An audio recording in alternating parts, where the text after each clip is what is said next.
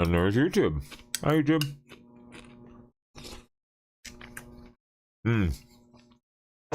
Yep. I'm definitely gonna go fetch some cheese for that. Oh man, that is good.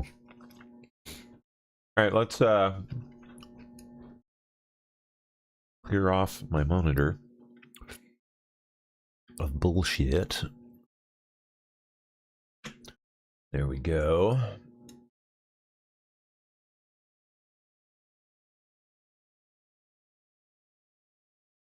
That can go bye-bye. And we're good. Let's see what's cooking out there today.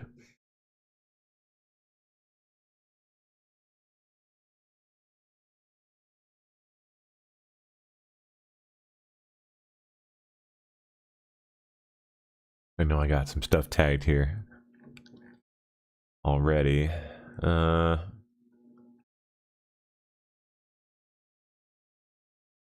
Oh, look at that. This is nuts. This is really something. And look at the future. Look at all those people out there whining about data centers. What exactly it is they are trying to chuck into the trash can. They claim to want all the cures.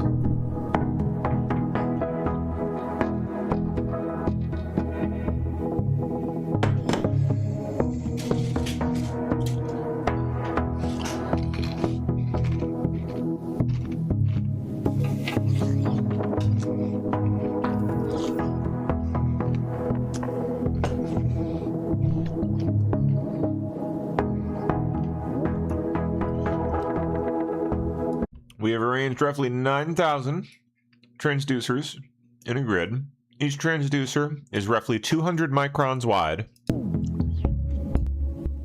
like a fine grain of sand. They vibrate over 50 nanometers, 10 times smaller than the wavelength of visible light. Imagine a choir of just under 9,000 singers. An audience of 8,960 people, all listening carefully. The transducers are controllable at a rate of 100 million times per second. Together, they fire in a pattern that sends out structured waves. The waves travel out at a speed of 1,481 meters per second. Ultrasound. We construct a ring of 40 of these systems, 70 meters in diameter. The ring contains 358,000 ultrasonic elements. The chips take turns sending out waves. As the waves have a chance to dissipate, we fire the next one. One by one, they fire at a rate of up to 1,000 times per second. The waves travel across the tank in 480 microseconds, 1/2000th of a second. And what are they doing? Hundreds of thousands of transducers listen. Each sensor resolves motions smaller than the width of an atom. Not micrometers or nanometers, but picometers. Working together, hundreds of sensors can even push into the subatomic femtometer range.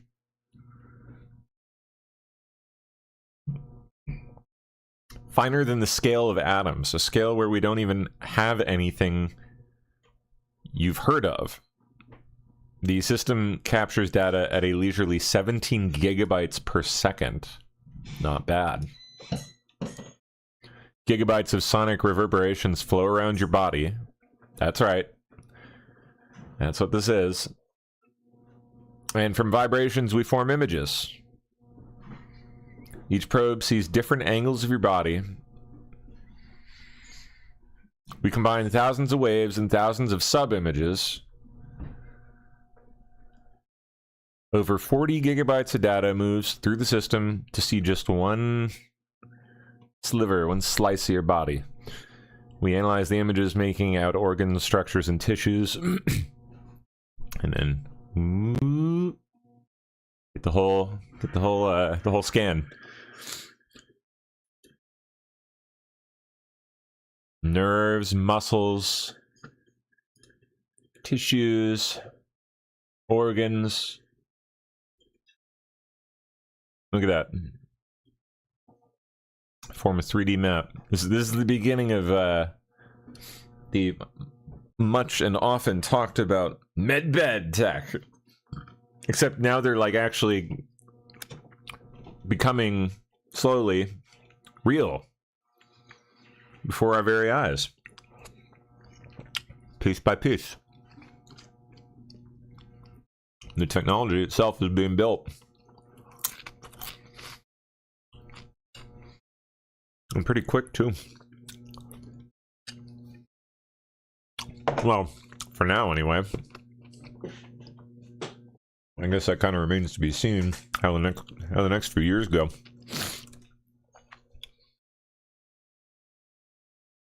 But if you chuck data centers in the trash can, you're chucking that shit right along with it. Because that ain't happening without data centers. That, by the way, is by the AI imaging company Midjourney. You know, the one that generates like AI memes and stuff. That Midjourney, like the original big one, we're one of them. It was like the first breakout image generation AI. Still one of the ones at the forefront, and they are now, bizarrely, foraying into the medical field. It's pretty interesting. All right, I got to grab my pop-out chat here. I think I have it.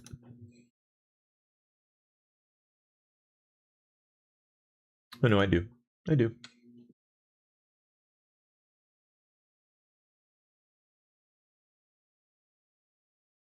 Okay, what's next? Do they have anything else talking about this, by the way? Like, amazing... freaking... Yeah, here we go. Do they actually talk, or... It's just, like, pretty sci-fi footage.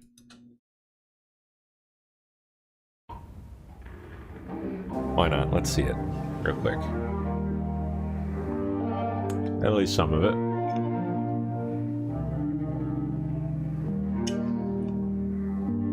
I'm gonna go get shaved.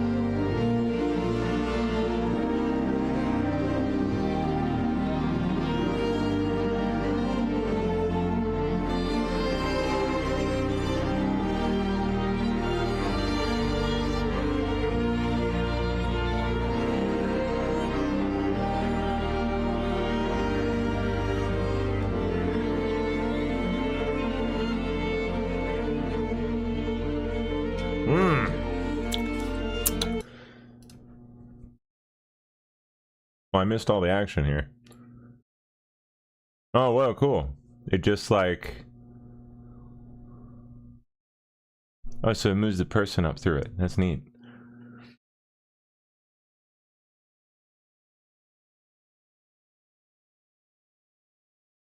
Okay, or Vance sending a message to the country of Israel and its friends. What I will say, and this does bother me, is that you've seen people within Bibi's cabinet who have come out and attacked the deal and in some ways very personally attacked the President of the United States. And I guess my message to them would be twofold.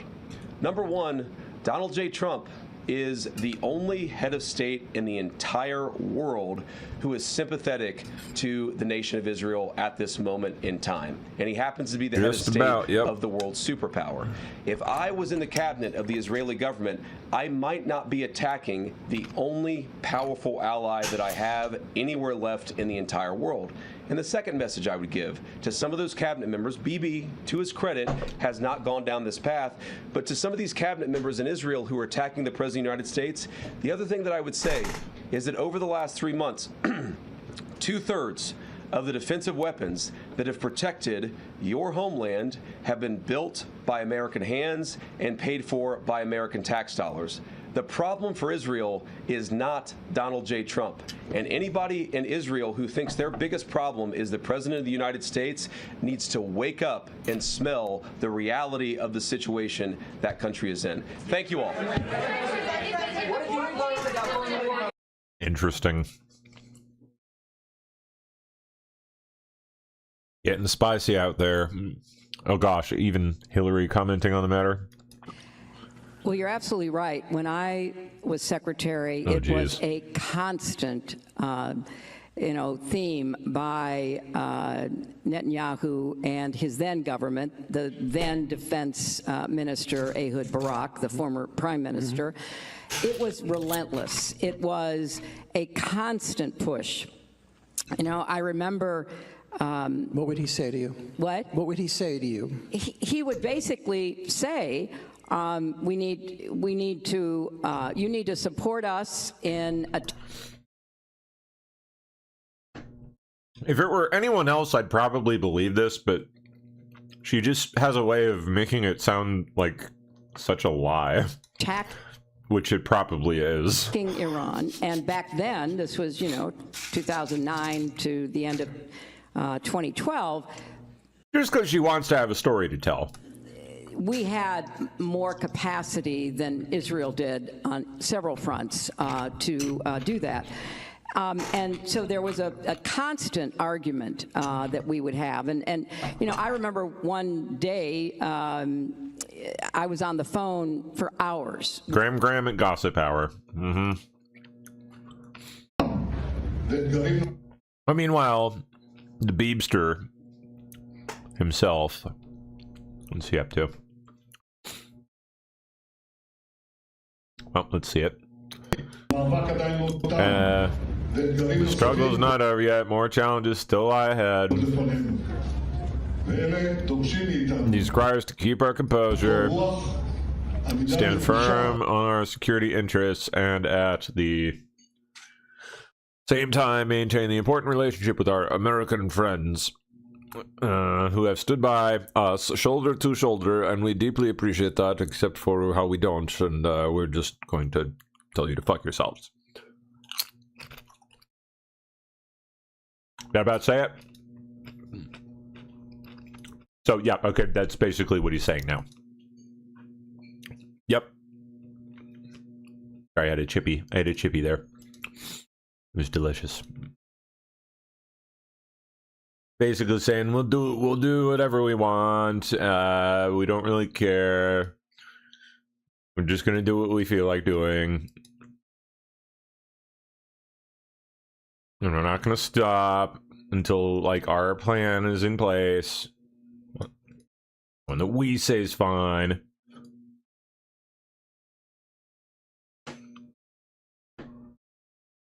Okay, next.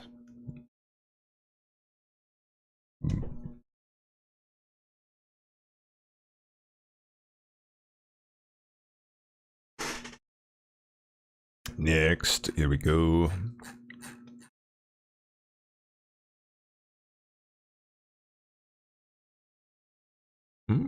Okay. Wow. Wow. Dang, buddy. That's freaking neat. We'll get to that.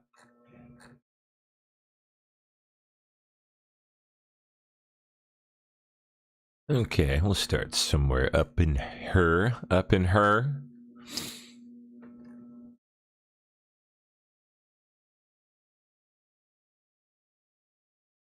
Mr. Vance this morning.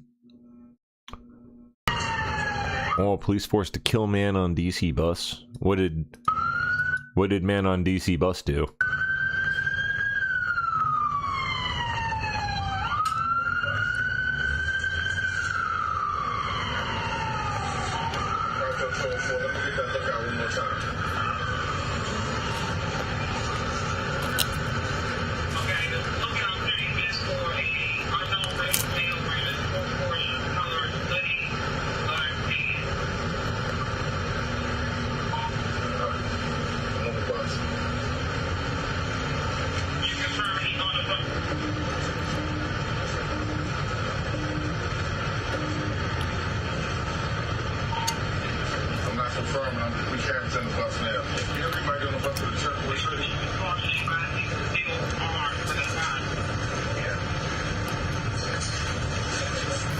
Oh, I got their guns out already.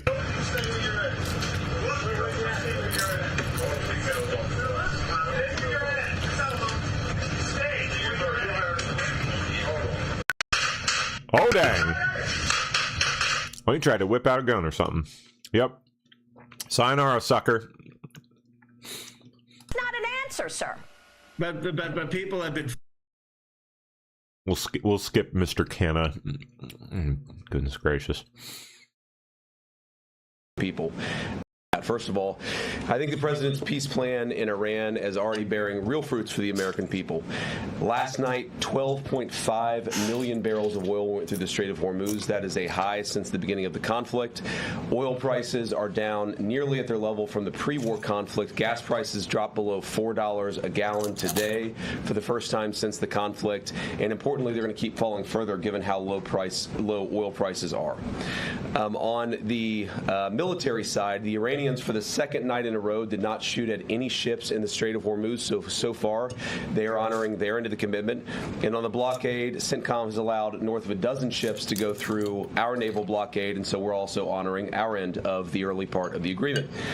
On the military side, a couple of things that are still true and will be true whether the Iranians comply with the rest of the deal or not. Number one, their nuclear program has been completely destroyed. Their capacity for enrichment, the facilities at which they were using to develop enrichment and develop a potential nuclear weapon, those facilities are still destroyed. Their conventional military is still destroyed. Their capacity to threaten their neighbors is still largely gone. And now we see whether they are willing to comply with the next step of the president's peace plan. Indeed. Well, you know, unless BB chucks a wrench in the mix. The peace plan, the part of this MOU that I think have been most misrepresented by certain parts of the media is the idea that the Iranians get all these benefits. You will hear things about $300 billion or $24 billion or this or that number of money or amount of money.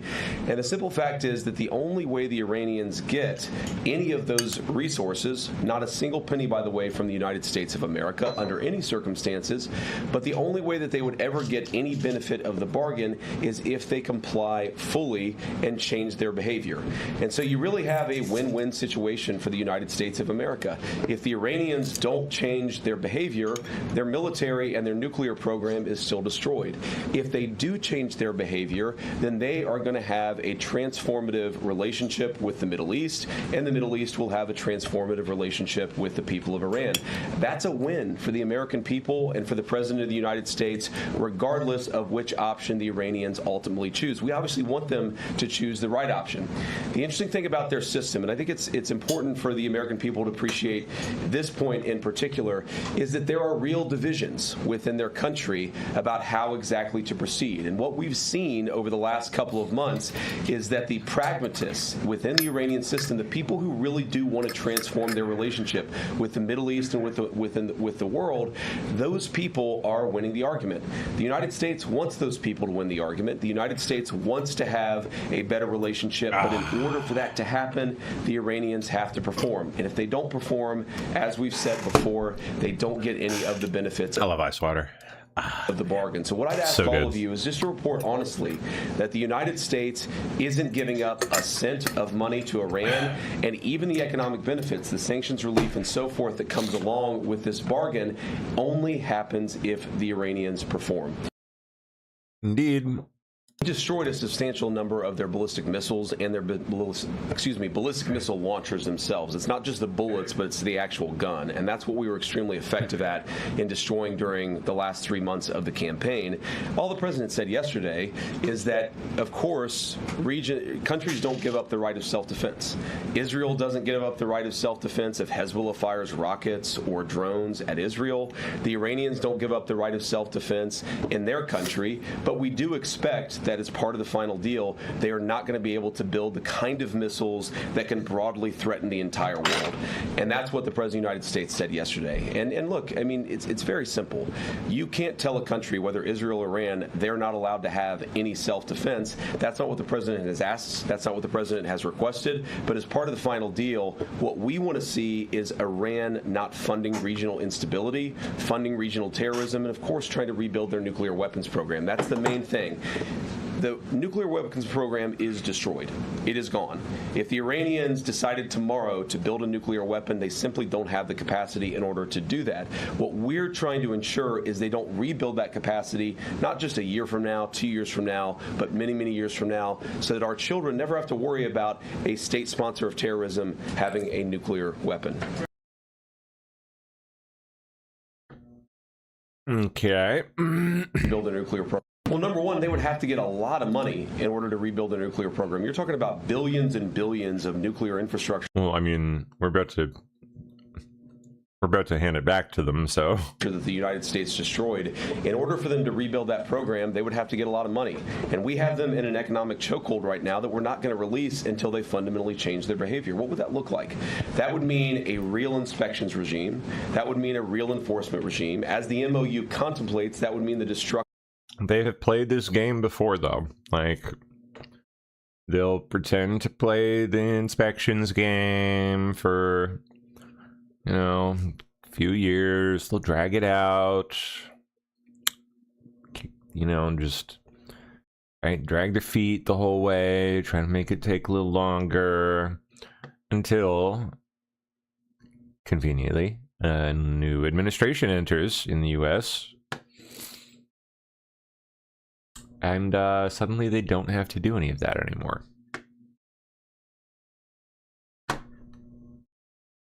You know, they've done it before, they'll do it again. Of their enriched stockpile. All of these things are the sorts of steps you're going to take if you're serious about ending your nuclear weapons program. And that, again, is why I go back to this fundamental trade that's built into the deal.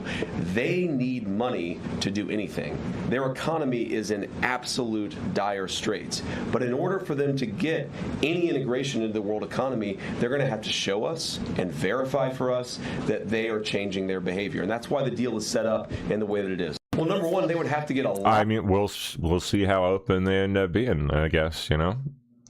In the past, it has not been, well, terribly open at all when it comes to these inspections that they say they will allow.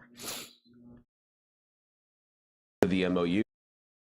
Well, first of all, we believe international waterways should be free of tolls, and that's been our position. That's what you see, of course, in the 60 days of the MOU.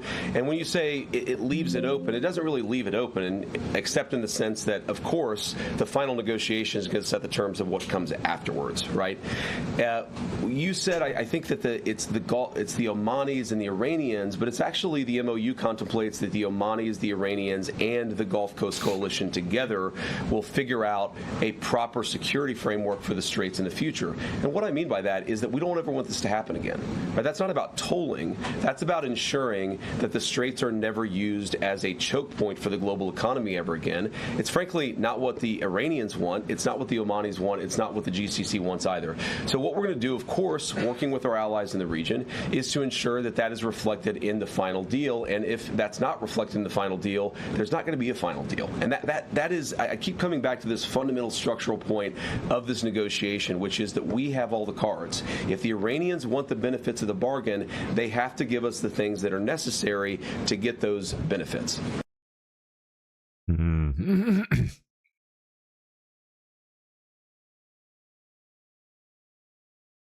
1 second.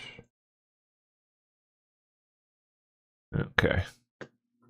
We don't want any scale of any attack. Any attack, whatever its scale, is unacceptable under this agreement.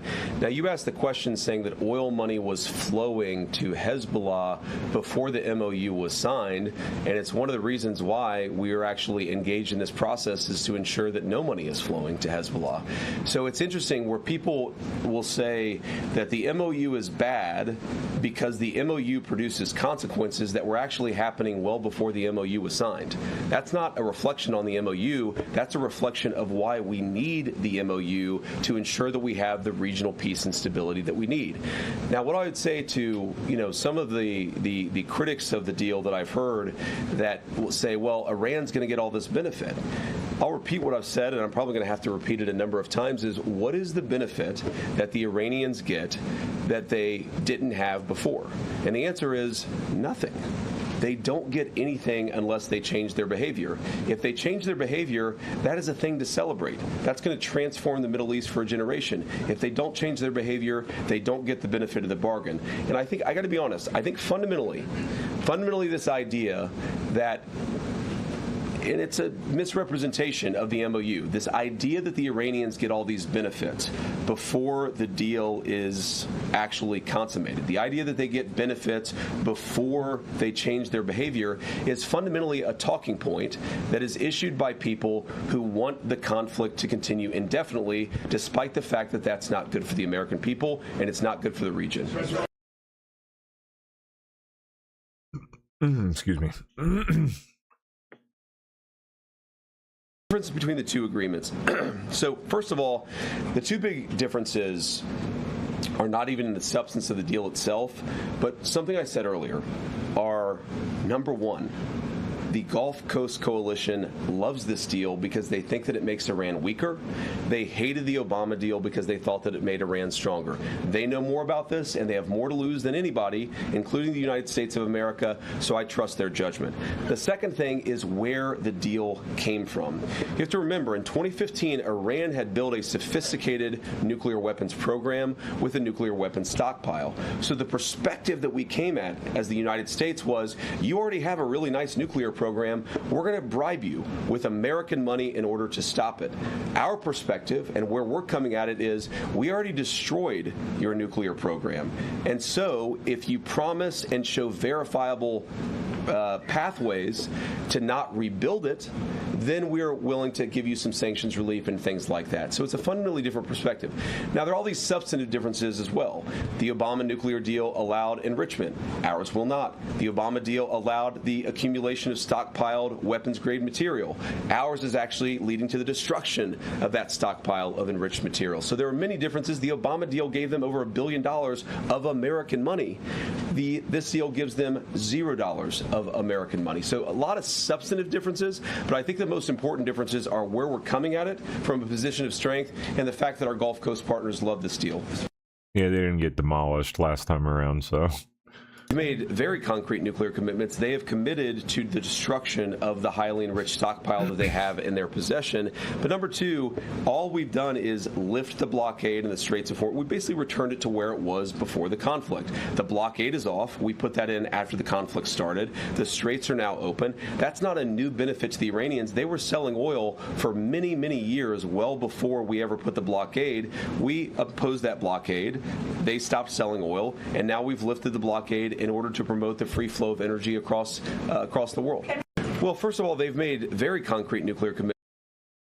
Anybody, any of the critics, is number one, have a little bit of faith in the President of the United States. The idea like they're gonna do that.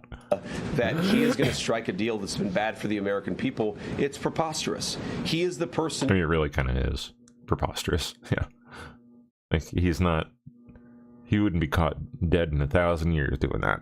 Who's had the courage to fundamentally transform our relationship with Iran and with a lot of other countries over the last year and a half. He believes in this deal.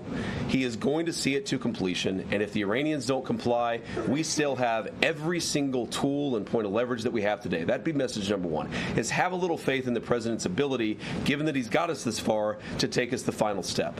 The second thing that I would say is so many of what I've read or heard that people believe about this deal is just fundamentally untrue. It is a memorandum of understanding. It is fundamentally a principle that, yes, the Straits of Hormuz are going to be open immediately, and they already are.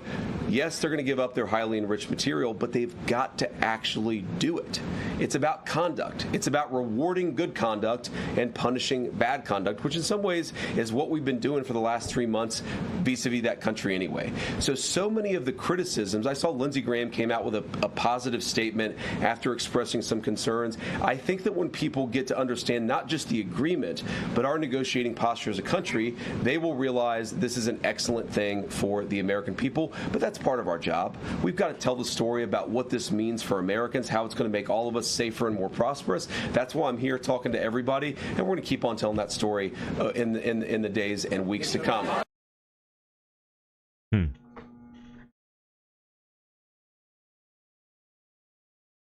Would the U.S.'s response be to torpedo the deal, and what would the U.S.'s response be to a broader war One, Netanyahu fuming. in Lebanon involving Israel and Hezbollah? Yeah, well, I don't want to get into hypotheticals that could torpedo the deal, because I think the president's expectation is that all of our friends, the Israelis, the Arabs in the region, we're going to work together and actually see this deal to completion. Now, I saw the Axios report, that Netanyahu is fuming. That's not reflective of the conversations that I've had with him, but maybe he's saying something to somebody else that he's not saying to me. What I will say, and this does bother me, is that you have seen people within Bibi's cabinet who have come out and attacked the deal, and in some ways very personally attacked the President of the United States. And I guess my message to them would be twofold. Number one, Donald J. Trump is the only head of state in the entire world who is sympathetic to the nation of Israel at this moment in time. And he happens to be the head of state of the world's superpower. If I was in the cabinet of the Israeli government, I might not be attacking the only powerful ally that I have anywhere left in the entire world. And the second message I would give, You would think. to some of those cabinet members, Bibi, to his credit, has not gone down this path, but to some of these cabinet Yeah. Publicly, allegedly, yet. members in Israel who are attacking the President of the United States, the other thing that I would say is that over the last 3 months, 2/3 of the defensive weapons that have protected your homeland have been built by American hands and paid for by American tax dollars. Yeah, we know. The problem for Israel is not Donald J. Trump.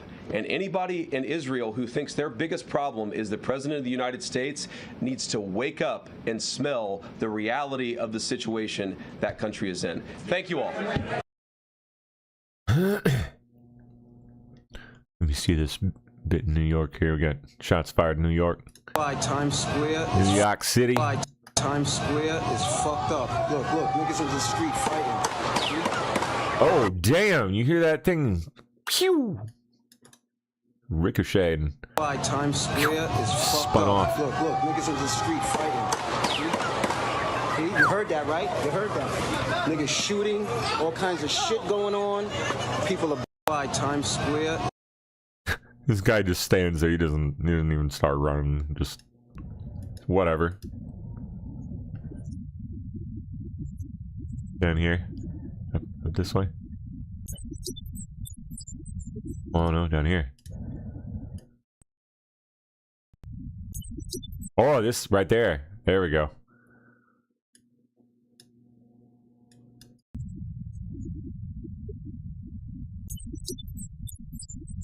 Jeez.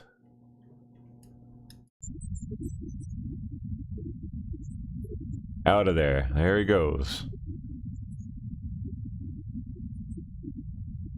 Oh. Got cops there. Trying to chase him down. Nope. He's gone. He's out of there. Look at him go, man. Pew. Jeez.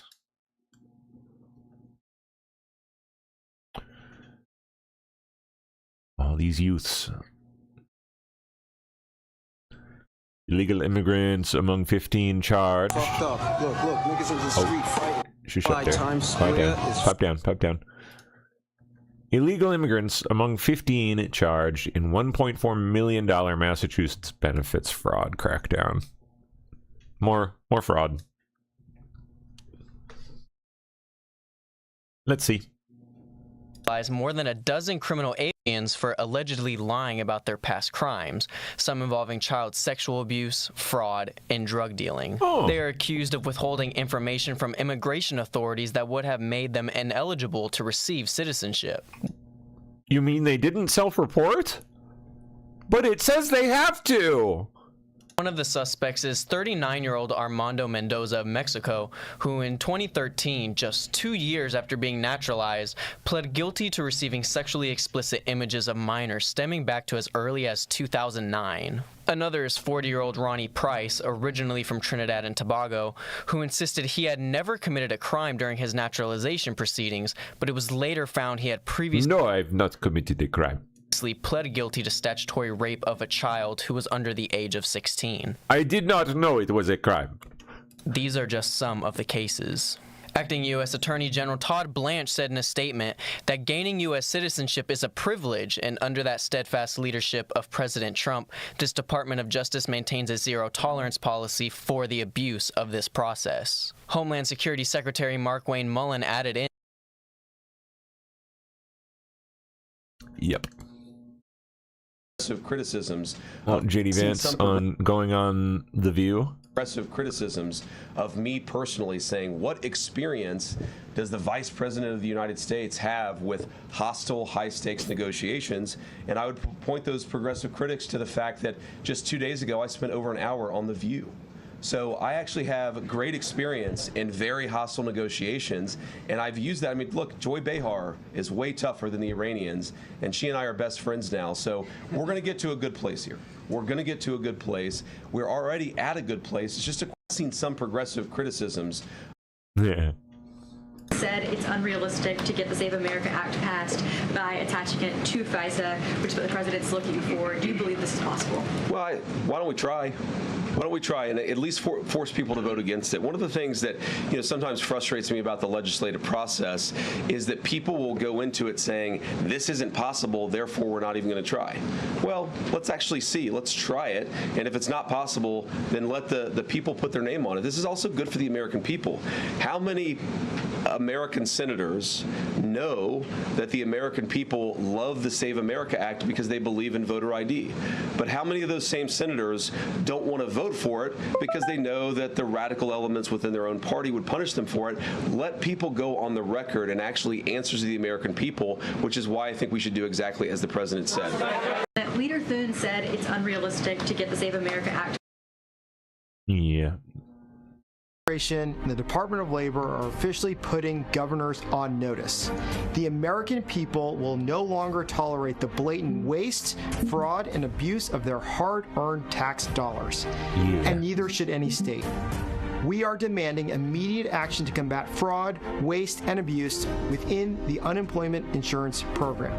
That's why, under President Trump, the Department of Labor is committed to using every lever available to ensure taxpayer money is protected.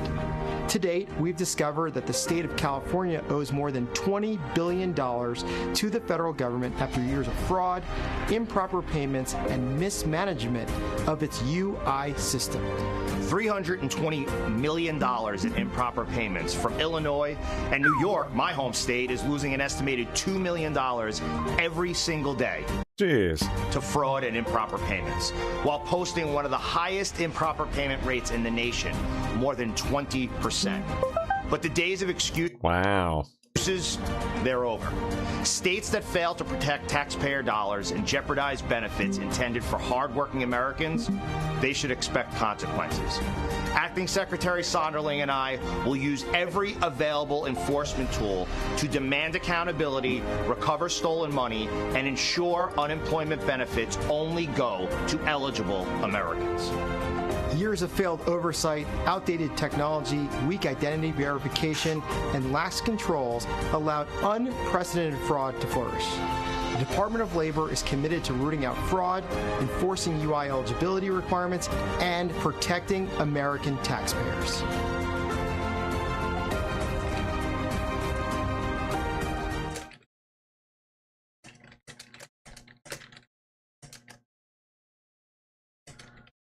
Okay.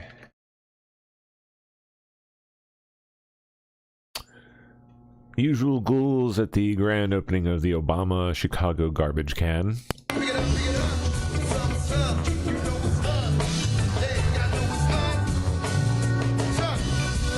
What is this garbage? Okay. Oh, it's that guy.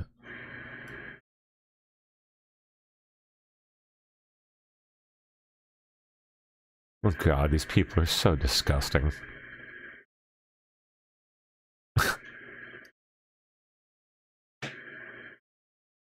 And who's getting paid and who's not. Costs and the funding and the planning and who's getting paid and who's not. Garrett Tenney's got more from Chicago. And Garrett, hello there.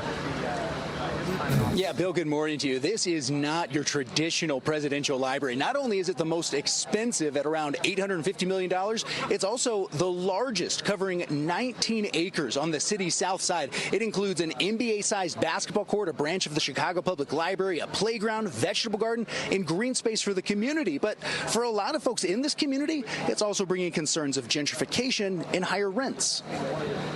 Gentrification? Now that the Obama Oh, hell no.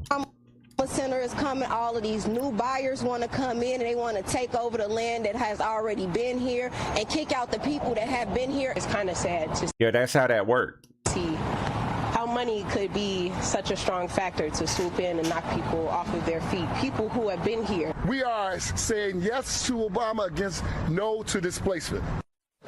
But Obama's doing the displacement. This project was a massive undertaking, but after almost 5 years of construction, some of the subcontractors who helped build it say they are facing bankruptcy over millions of dollars in unpaid work, not from the Obama Foundation, but from the project's construction manager, which tells Fox Digital it is committed to working through any outstanding issues. This area on the city's south side has struggled with crime and disinvestment for decades, and there's a lot of hope that the Obama Presidential Center and the economic boon it's expected to bring will help change that. President Obama says that's been an important goal for him from the start. That's funny. This community embraced me and gave me a And chance. hugged my trash can. And I grew up here, and I met the love of my life here, and my daughters were born here. For us to be able to build a gigantic garbage can, give that to this community is really important to us. Yes, he really wanted to give them that gigantic, disgusting garbage can of a building. It's the most crowning achievement of his life. A giant garbage can. Yeah. The Ojibwe. Oh, you've got to be kidding me! They opened it with land acknowledgments. We'd also like to take a moment to recognize the original inhabitants of the land upon Oh, this stupid bitch! which we are gathered today. Disgusting hag. Fuck you, Jarrett. We honor the Anishinaabe, the Council of Three Fires, the What the fuck are you talking about? Ojibwe, the Odawa, and the Potawatomi nations. What about all the black people you just stole that land from and shit? We'd also like to take... Oh no, just the Indians?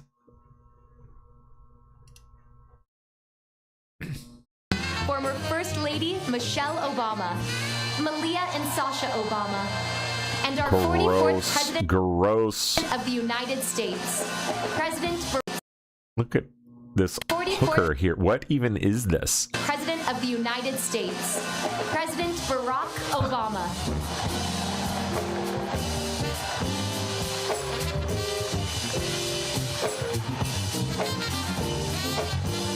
Now, please. Yeah. 20 outstanding opinions, 8. So we have about 20 outstanding opinions, 8 Supreme Court that were on our watch list. We did get one this morning, and it's one of the gun cases, and it was whether or not you could go after someone who you discovered was a habitual drug user, in this case marijuana, and that disqualify them from owning or possessing a gun. The court has got a unanimous opinion, essentially. There are all kinds of factions and concurrences, but nobody's dissenting here, saying that the prosecution of this individual or going after this individual based on his drug usage and gun ownership violates the Second Amendment. Now, it may be very fact-specific to this particular case, but that is the first of the gun cases. There's another one we're waiting on as well. So we may, often the court will pair up decisions. So we may get the other gun case we're dealing with, which has to deal with concealed carry, specifically in Hawaii. But we're waiting on birthright citizenship. We're waiting on when the count. The real big stuff. For ballots has to end after Election Day. We're waiting on trans sports and whether you can say that biologically born males can't be in girls' sports at the collegiate and high school level. So those opinions are still coming in right now, but that first gun case is the one, and it's on our watch list. So progressive wing, the far left progressive wing of the Democratic Party has now become the base of the Democratic Party. There's going to be a wave of more Zohran Mamdanis that pop up already happening over the next couple of years. In fact, there are 3 major far-left groups, the Democratic Socialists of America, the Justice Democrats, and the Working Families Party. Together, they have endorsed 30 candidates this election cycle. The far left. Yep.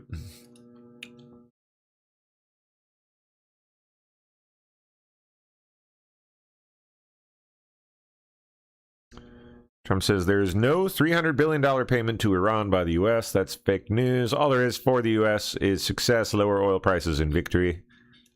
Check out the stock market. Democrat propaganda at play.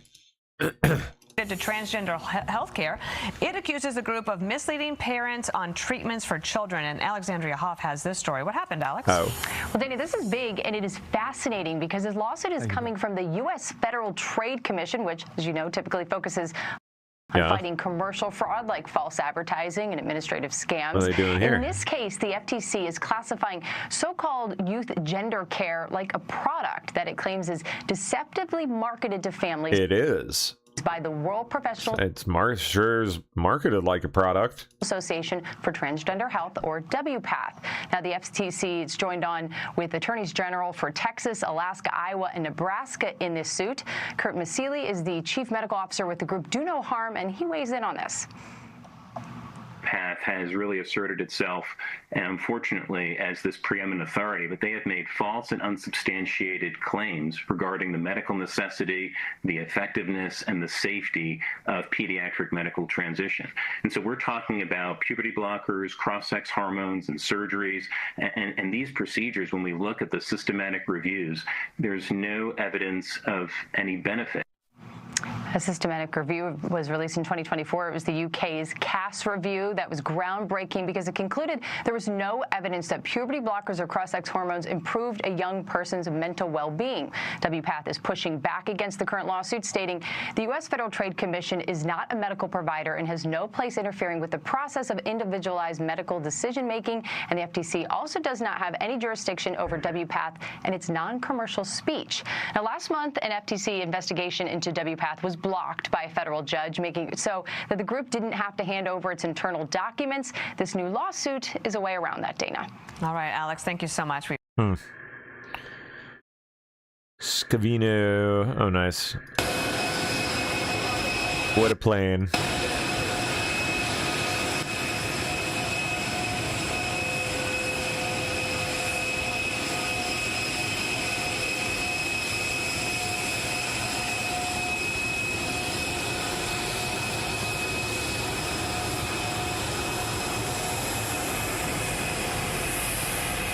Cool.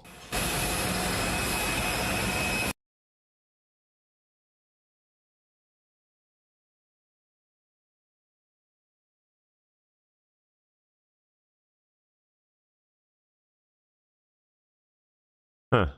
This must be its last plane. Its last, or one of its last flights. Yeah. The VC-25A Air Force One.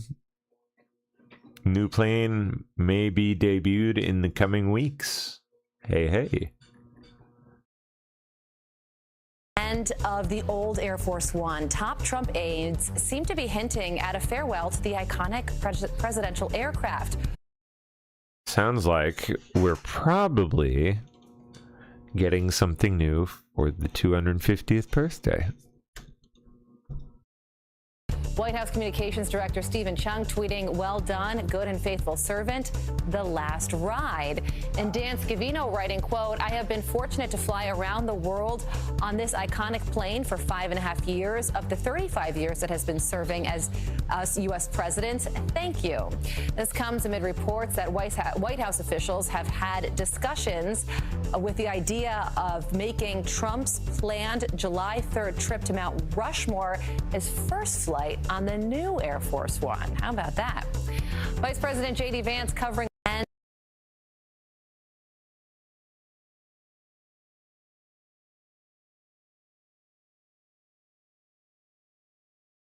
inaugural flight of new Air Force One at Mount Rushmore event. That really would be something. Yeah. Pretty cool.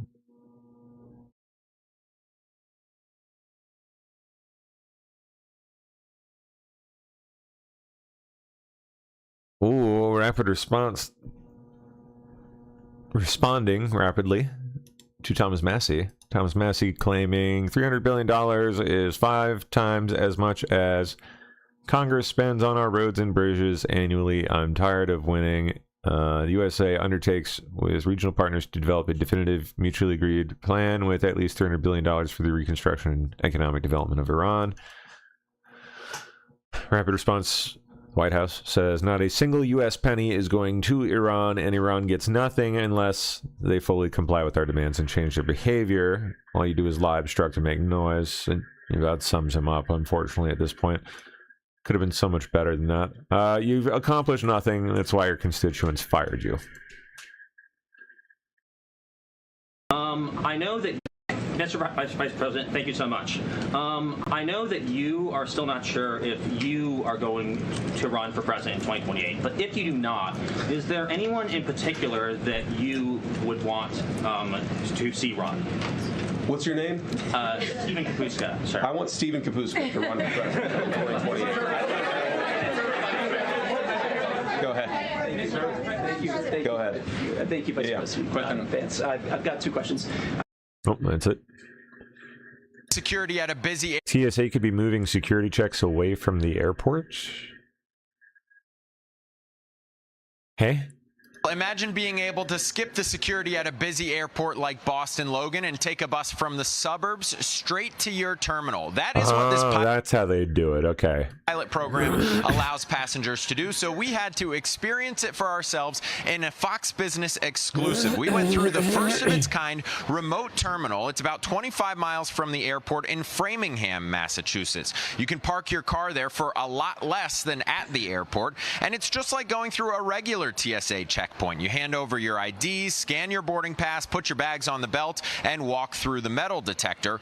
The only difference is after you're through security, instead of boarding a plane, you hop on a bus that costs $9. That bus is screened before passengers board, sealed off after bags are loaded on, and screened again before entering the secure side of the airport. So that means you bypass security at the airport completely, and you get dropped off right at your terminal. I don't know. That kind of seems like it's got a lot of holes open for a lot of...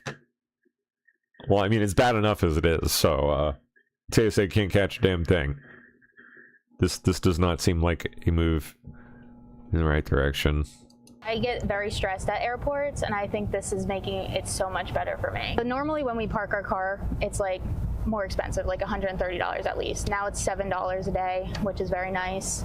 The parking is right next to where you go into TSA, so you don't have to shuttle from the parking garage to TSA, which is also another stressor. $7 a day for parking is not bad, and this program has been pretty popular so far. Around 2,200 passengers have already been screened at this remote terminal. If it goes well, like it is, TSA says they could expand it to other airports across the country. Bill? Cool. All right, right on. If it works, let's do it.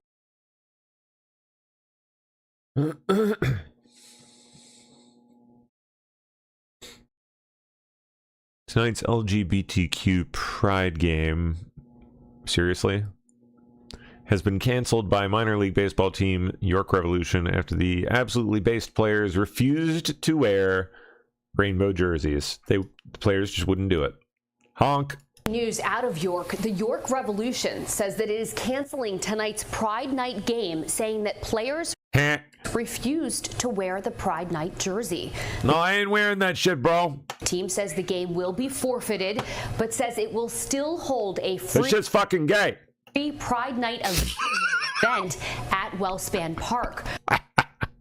The Revs say that if you did buy tickets for tonight's game, you can redeem them for any future game. The event that is still on for tonight will run from 5:30 to 9. It's probably exactly how that went. That's great. That's fucking awesome.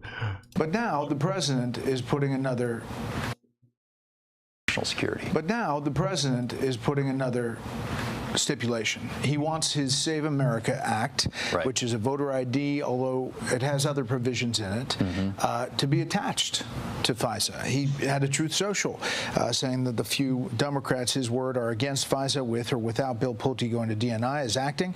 What kind of deal is that? Besides, I'm against FISA if it doesn't come with the Save America Act. Full version, firmly attached to it.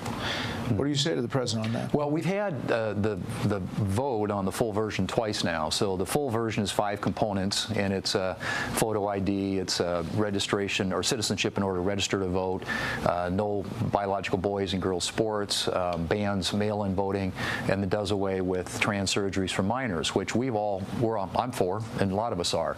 But that only got... And those 5 things are fairly practical in the Republican caucus. They are. I mean, those are things that, but we only got 48 votes. We had that vote last week on all 5 components. The only way you can get, obviously, get this done is to nuke the legislative filibuster, and that is not something that we have anywhere close to the votes to do. So we've had votes. We had it on the floor. It was the pending business in the Senate for a couple of weeks. We've done everything we can to date. We'll continue to put the Democrats on record. The Democrats are voting against an issue that 80 to 85% of the American people are for, and we need to hold them accountable for that. But the president doesn't seem to understand your math. Yeah. And I get that, and he's very on conversations with him. How does this go over? Because the way he types it in his True Social post, it's pretty aggressive. He thinks you should be doing more, and he's passionate about it. And we are doing everything that we can, but it is a function of math. I mean, we are bound by arithmetic in the United States Senate. The votes currently aren't there. We will continue to put the Democrats on the record, and why are the votes not there, John? Insist on votes on this, but because you're not going out and getting them. If you tried to attach it, for example, to FISA, it would tank FISA, and so we will move once we get Clayton done. Fucking guy, man. And we'll move to FISA, try to get the Democrat coalition back together so we can actually pass that and put it on the president's desk. But and we will look for votes, additional opportunities to get votes on the SAVE Act. What about how? Yeah, how long have you been saying that for? So you've got a deal, potentially a bipartisan, bicameral bill on housing. And there are going to be people, including the president probably, who say, put Save America on that. Well, I think he has said that. I don't think there's... And then, what did you do? There's a bill that's come in front of us that he hasn't said that on. housing bill, carefully negotiated, what we call four corners, bipartisan, bicameral, Democrats and Republicans in the House and the Senate.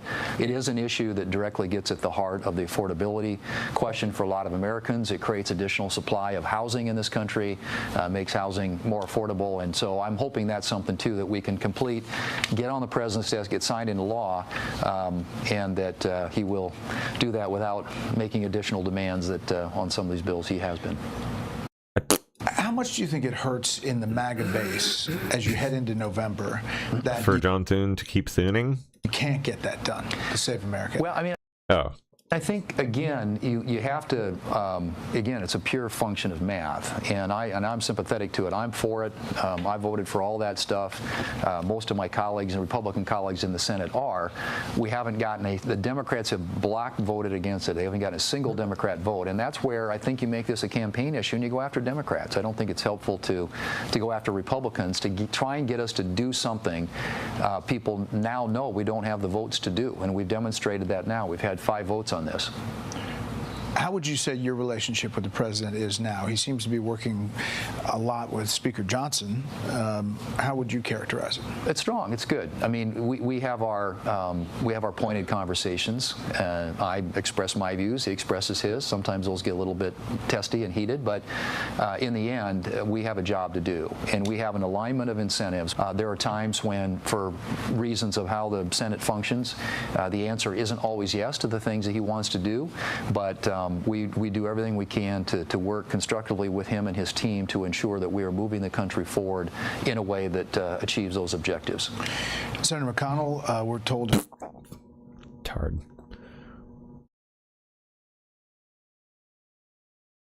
Okay. Oh, there it is. Look at that. Statue of Valor. One of the Arts of War statues is almost completely done being regilded by our great Department of the Interior. That is stunning. Wow. Look at that. Rolling the gold leaf on. That is so neat. God, it must take forever, man.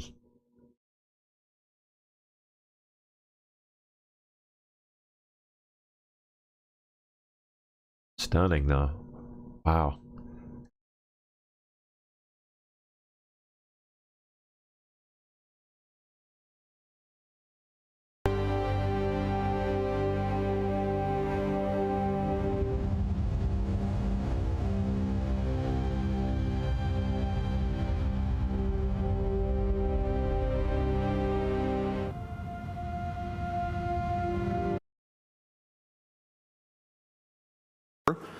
Okay, Mike Lee backs President Trump's nomination of Kari Lake to serve as U.S. ambassador to Jamaica. That's where she's getting put, huh? Ambassador to Jamaica. Somebody now more than ever who knows how to advance our interests and articulate our values. I don't even know that I need to waste a minute on that.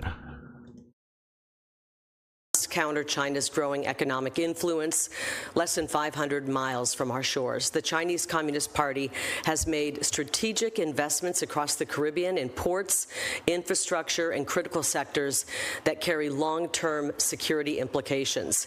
In a region this close to the United States, those efforts are not just economic, they are strategic. I will work to ensure that Jamaica continues to choose transparency, sovereignty, and partnership with the United States over dependence on actors whose interests do not align with our shared values. Oh, what do we got? What is this live? Oh no, that's from like an hour ago or two. Okay. I'm sure we'll get clips from it.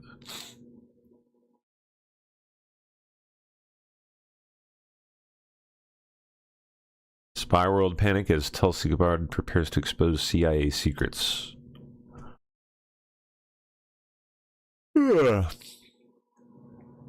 Prepares to unleash bombshell file dumps on secret CIA mind control project and Dr. Fauci. Wow.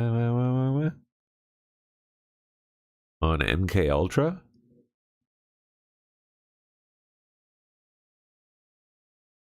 Okay. Bring it on, girl. Go ahead, then.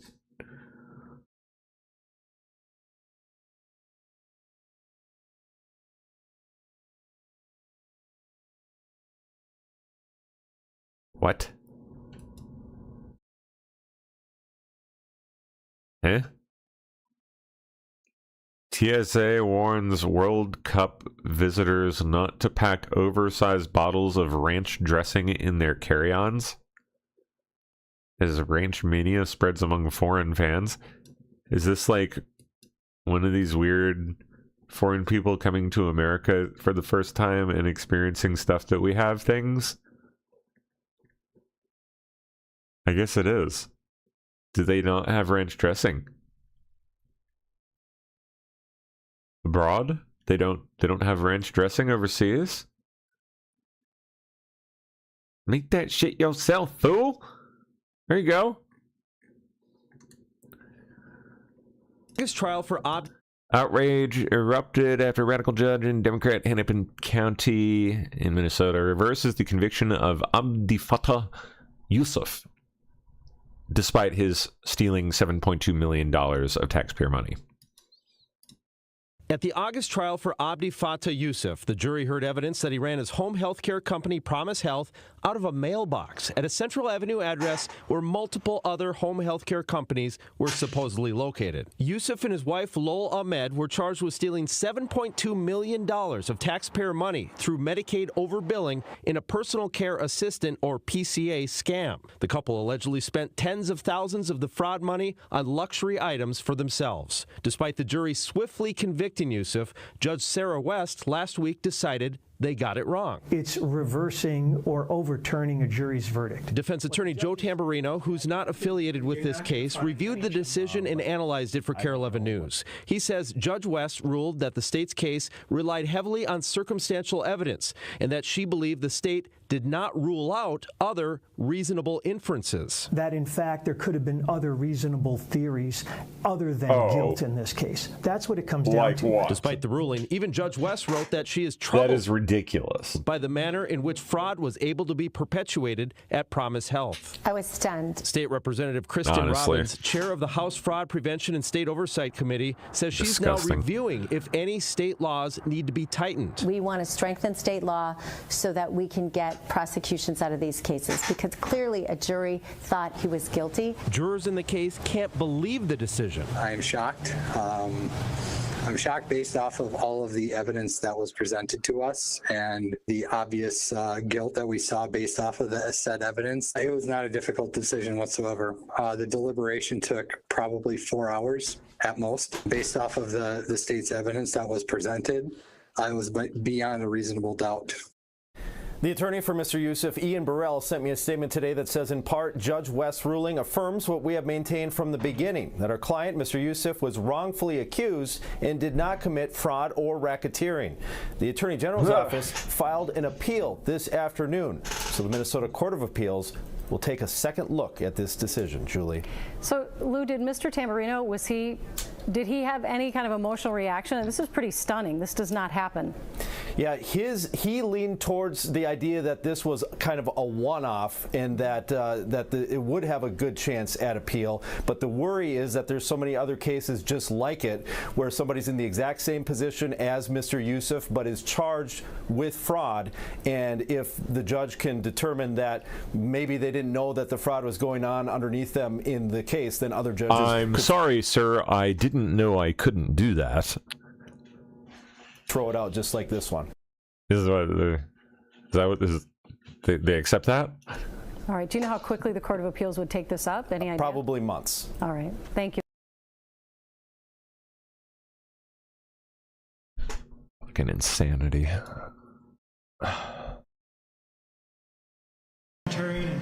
Oh, Trump called out Thune. Anybody who doesn't want to terminate the filibuster is a fool. A very stupid one at that. The Democrats will end it within minutes of taking office and then rapidly proceed to destroy our country. Oh yeah, adding 2 radical left states, D.C. and who the fuck knows what else. 4 Democrat senators, many congressmen and women, their dream of, 21 plus Supreme Court justices. An impossible to beat number of electoral college votes, and so much else. Yep. Okay, I will sadly be the last Republican president. Senate Majority Leader John Thune and the Republican Senate must not let this carnage happen. They will go down on the wrong side of history, as will all Republicans who just stood by and watched. Which they all are. They said they were going to approve FISA by the Democrats. And they said they were going to approve FISA. And I said, but we want FISA approved, but we want the Save America Act approved. Voter ID, proof of citizenship, no mail-in ballots, with exceptions, like for the military, you're sick, you're traveling, disabled. Very, open and generous. We also want no men playing in women's sports, so we want no transgender mutilization of our children. None. That's Those right. are 5 things that are 99%. That's all we want. It's not a lot. The Save America Act. And that can be passed any way they want to pass it, but I'm not going to sign FISA unless it's done. And this was like a rush act. And it was a rush act by the Democrats. All of a sudden they want to get... And why are they afraid of this guy? I mean, they're so afraid of him by the Democrats. And they said they were going to approve FISA. And I said, but we want FISA approved, but... Oh, what is this slut doing? Slutkin. Slutty Slutkin. So we're introducing Protect Our Polls Act, and it does... What, the stripper poles, or would those be the stripper poles or the pole poles? 3 big things. Number 1, it requires that President Trump come to Congress to get approval before he would ever deploy uniformed military to our polls. There is only one legal way to send uniformed military to the polls on our books, and that is to, quote, repel armed enemies of the United States. We have never done this in our history, not during World War II when we were in the middle of combat operations, not just months after 9/11 when we had been attacked on our own soil. We have never in our history sent uniformed military into our polls. Why is she so concerned with us? During an election. So if Trump wants to do that and use this narrow exception, he should be able to come to Congress and seek our approval to do that. So we're introducing... Okay. For aliens to vote in America. I know Senator Padilla just stated that it's already illegal for aliens to vote in American elections, but in the state of California, I mean, you don't even need a photo ID to vote. You can vote with a gym membership. If there are no illegals voting in American elections, like Democrats repeatedly claim, then why would military or law enforcement be problematic at polling locations? Because they're so scary. OMG. They might stop an illegal from voting because they're so scary. I don't know if you want to address the California... Well, let me just address the military side of this, because it's illegal already. So we have a law that says the cannot have military seize,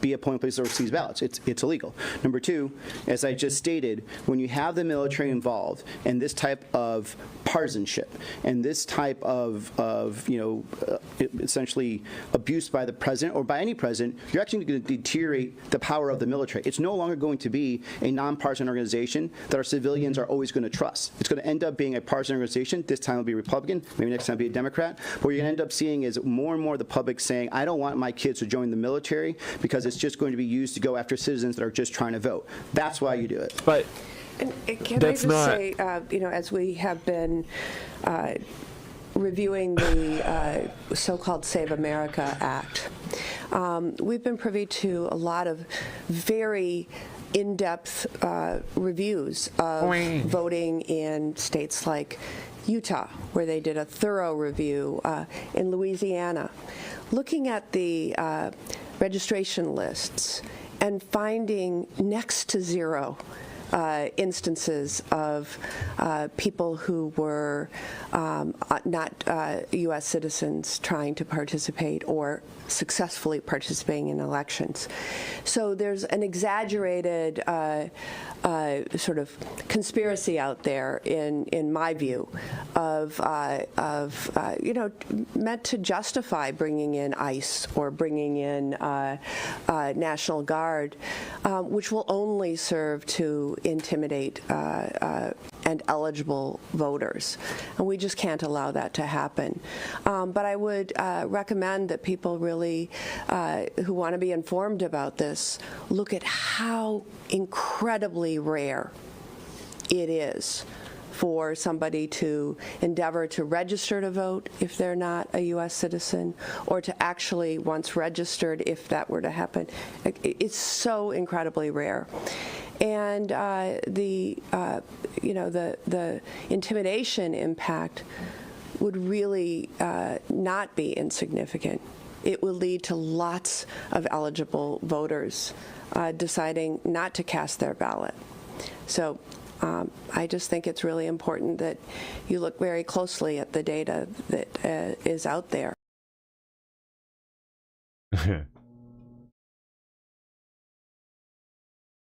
Okay.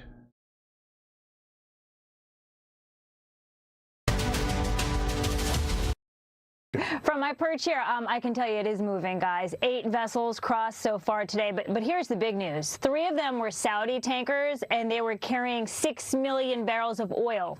They turned their signals on for the first time in over 2 months. Tanker owners are regaining confidence to transit this waterway, and an avalanche of oil is about to come online.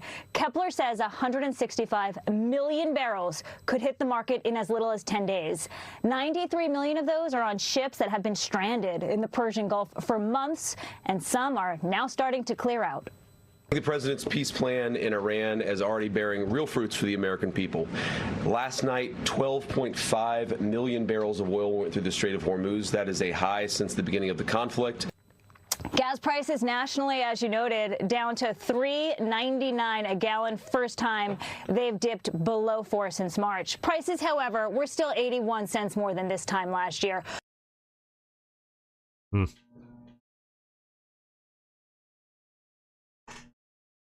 Okay. Bill Clinton just fell asleep at the opening of the Obama trash can.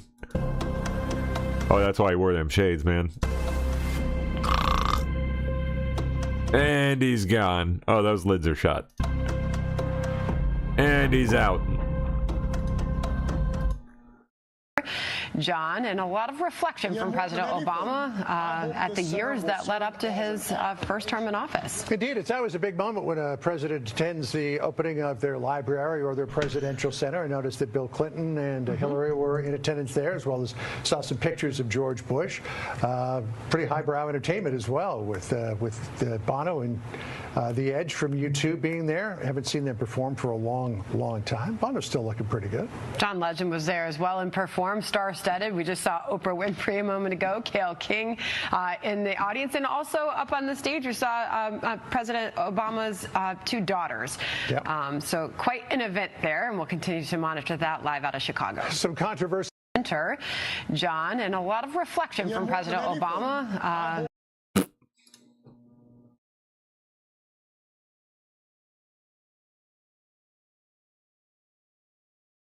Harris and Vice President Kamala D. Harris and Mr. Douglas Emhoff. Gross.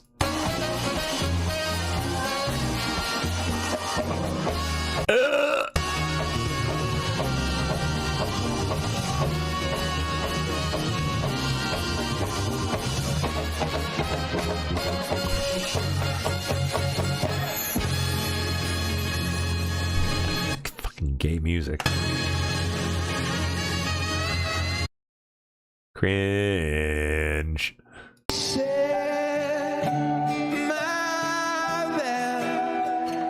Oh, it got gayer.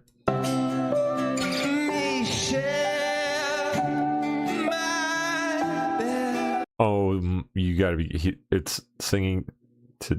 Oh. Sing it now. Oh, it's whispering to her. Michelle. Michael.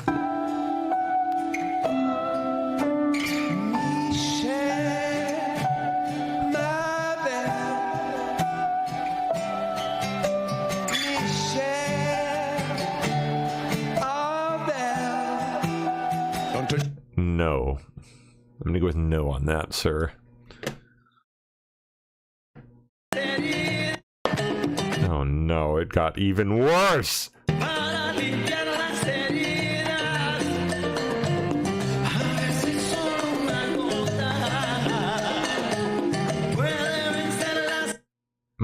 Mark Anthony. Ay, ay, ay.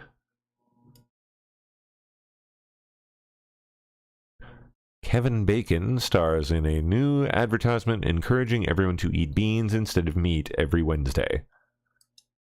Oh. So no bacon then. You know me as Kevin Bacon, but on Wednesdays, I'm Kevin Bean. Because Wednesday is Beans Day, the day we swap meat for beans. Or we could eat both of them? They're packed with protein and fiber. They keep you full longer. You save money and animals. They're just beans till you realize how many animals they spare.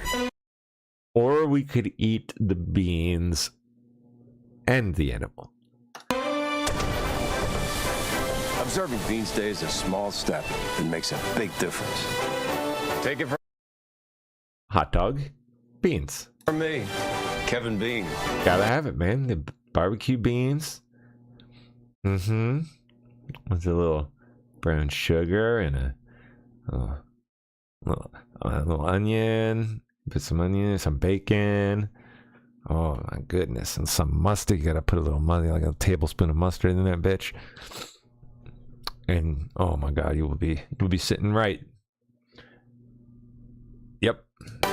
Why would you eat the beans without the meats? Mr. Bacon. On for the first time in over 2 months.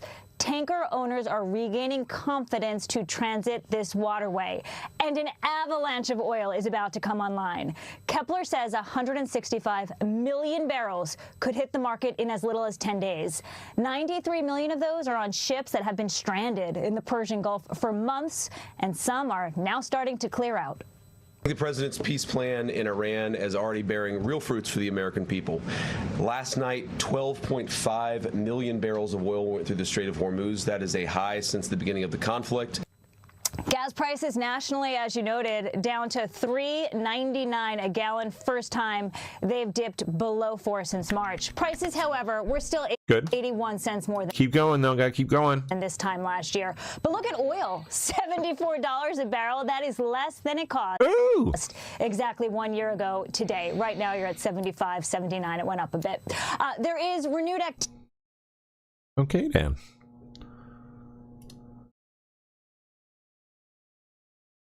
All right. The LA City Council, has taken a major step towards allowing non-citizens, including illegal aliens, to vote in city elections. And God knows what other ones. In local elections, and LA City Council has agreed to place a series of major charter reform measures on the upcoming ballot, including policies on non-citizen voting in local elections and changes to police oversight. If voters approve the measure in November, the City Council will have the green light to let non-citizens vote in citywide and LAUSD school board races. However, the city's elections are administered by Los Angeles County, and it has not been discussed how to separate the election process and the amount of money it will cost the city. LA City Council has agreed to place a series of major charter reform measures on the upcoming ballot, including policies on non-citizen voting in local elections and changes to police oversight. If voters approve the measure in November, the City Council will have the green light to let non-citizens vote in citywide and LAUSD. Yeah. All right. City Council has agreed to. Oh, same one. Okay. I just want to say hello real quick. An MS Now reporter just goaded Gavin Newsom into answering questions off script about allegations of corruption while at the Obama trash can meeting. Sign me up. What did he get out of him? Madam First Lady, I just want to say hi. We're live on MS Now. I just want to say hello real quick. Katie, just 1 second. I'm going to give them a chance to say hello to some folks. Governor, Madam First Lady. You can do it. You can do it, guy. It's great to see you both. We're live on MS Now. How good is that? Two things. Quick reaction to this, and then you've been very, very forceful in your condemnation of this DOJ investigation. Into both of you, I would love for you guys to both address this and what's happening. All on contrast today. I mean, I walked up. A couple of people said when they walked upstairs, they said they were crying the whole time, and I looked at them. I said, "I'm good." Got Why? up there, literally started tearing up, and I think. But why? Everybody feels that spirit and that pride that we've been missing, and we need Huh? to realize how much we've been missing it, and we've been missing it because of the divisiveness. We've been missing it because we have people that frankly are unworthy of their positions, and there we saw on stage people that were worthy of what our founding fathers lived and died for. What was it like for you to be here today, Madam? Yeah, the trash can man and, well, his husband, First Lady. So joyful. Barack. The singing, the dancing, the incredible speeches, they're just incredible role models, and their values are American values, and we need to revive those and provide hope to everybody. We heard from the governor, but we haven't heard from you yet about this investigation. What do you want to say? I'm just so grateful for this inspiration and leadership. We need more of this. Hey, this is stuff Disgusting woman. that happens in other countries. That's all. Chewing her gum like a fucking valley girl right out of high school. I'll say happens in other Bizarre. countries. Who wants to go after me? Go after me. It's nice to see both of you. Madam First Lady, it's great to see you. Thank Yeah, like OMG. you, Governor. Thanks. Madam First Lady. Fucking weirdo.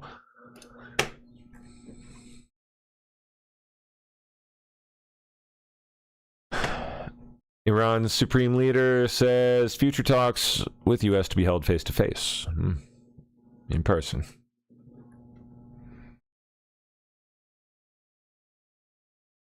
Wow, more people watched the UFC America 250 from the White House than any Super Bowl ever. That's wild.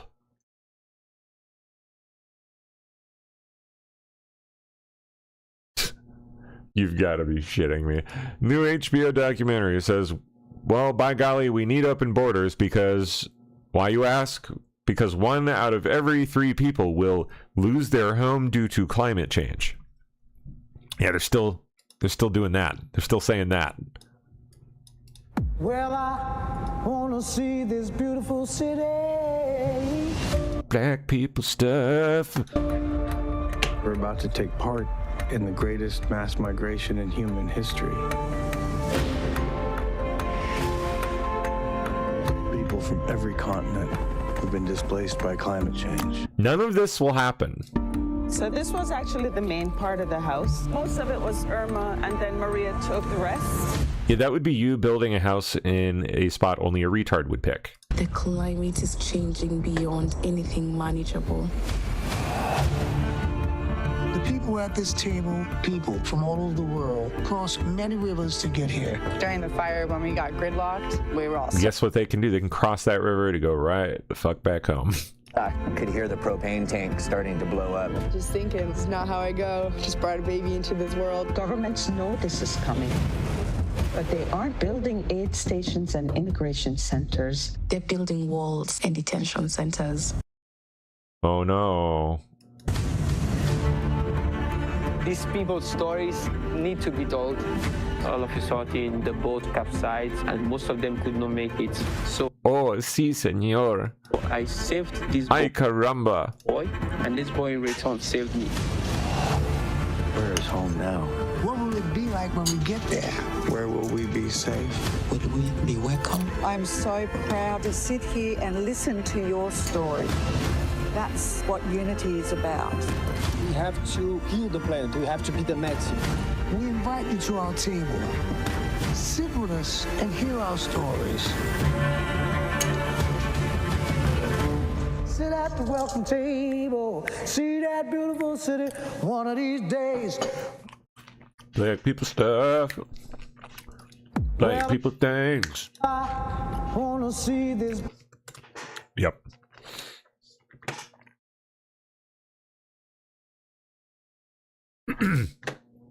Eddie Vedder of Pearl Jam wrote a song just for Obama for his presidential library opening. How bad is it? President Hey. Obama was aware that I would be playing music with young musicians from the neighborhood. Oh, gross. But when he heard Cringe. we were writing an original piece, a song just for the occasion, he said, that might be a lot of work. And as usual, he was right. But it's been great work, and it's everything the center stands for. It's inclusivity, it's access to resources, it's mentorship and opportunity. So we thank you for this opportunity. The song is called Better Believe, and I started, but is everybody ready? Yes. Let's go. It goes like this. Damn. That was a good-ass dinner. Okay, how bad is it? Come on, Mr. Vetter. I used to love Pearl Jam. Don't let me down. I mean, you already have, but...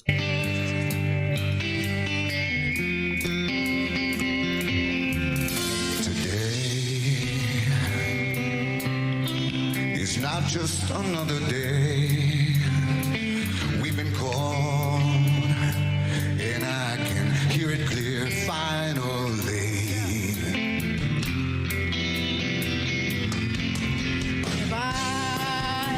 Oh, no. Nope. Nope, it's already over. Say what I wanna say and be the one I wanna be. Oh, my goodness. There's been no one who can take my place. Nope. For her days where we could not find our fate. But all of that searching is what led us all here today. You better believe. Yeah, rise Believe up. what you see. Yeah.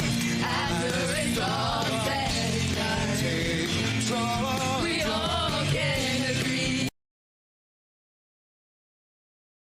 What did I just, Yeah.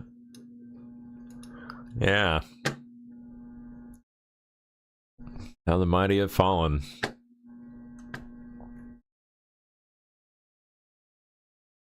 Is Major James Capers Jr. He's going to be Boy, awarded I'm never gonna listen to Pearl Jam the same way again. Fuck. Damn it. Oh well. President Trump is officially awarding the Medal of Honor to legendary U.S. Marine veteran James Capers Jr. the Medal of Honor by President Trump at a ceremony expected to kick off in just a matter of minutes here. So back in 1967, during the Vietnam War, Capers Jr. was leading his recon team through what was a really brutal ambush in South Vietnam. He ignored several serious wounds he suffered. He had broken legs, he was losing a lot of blood, and he ended up saving 7 of his fellow Marines in the process, leading his team to a helicopter landing zone. He reportedly also refused to board that helicopter unless the crew also took the body of his team's military working dog. When the chopper was struggling to take off, he repeatedly tried to get off to make sure it was light enough to fly. Now, our Fox News viewers might recognize Capers Jr. as last year he received the Salute to Service Award at the Fox Nation Patriot Awards. He joined Fox and Friends the next morning to explain why he decided to serve. When I was coming along, World War II had been over, and we were just digging out a career, and I thought that I needed to do something for my country. I didn't have a whole lot. You know, I was born in South Carolina on a cotton farm, so I knew the hardships in the background, but I thought that I should serve. I love the flag. Now, Martha, 2 other veterans will also be awarded the Medal of Honor during the ceremony, including retired Major Nicholas Dockery of the U.S. Army for his actions in Afghanistan, and Captain John W. Ripley, who will receive his award posthumously for his actions in Vietnam. We'll send it back to you. Incredible heroes. I hope everybody pauses to watch this ceremony at the White House and hear more of their stories. Bill, thank you.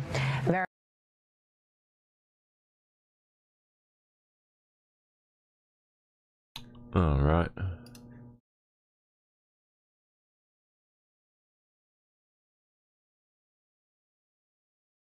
Is Major James Lincoln Memorial reflecting pool is now under heightened security amid fears of action by pro-algae protesters. Yeah.